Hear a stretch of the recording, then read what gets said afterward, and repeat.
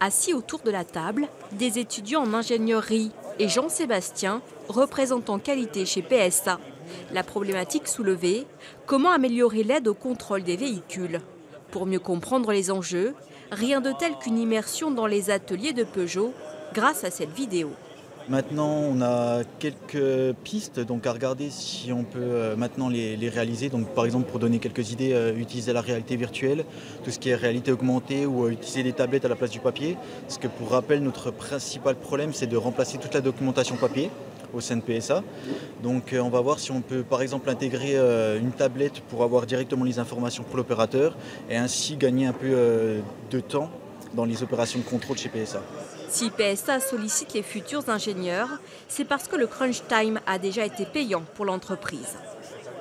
Quand on est dans une entreprise depuis 10 ans, 20 ans, 30 ans, on finit par penser tous pareil. Là, eux, ils sont jeunes, ils sont tout neufs, donc ils n'ont peut-être pas d'idées préconçues comme on peut les avoir. L'année dernière, sur les 6 groupes, il y en a un qui m'a bluffé en ayant vraiment une idée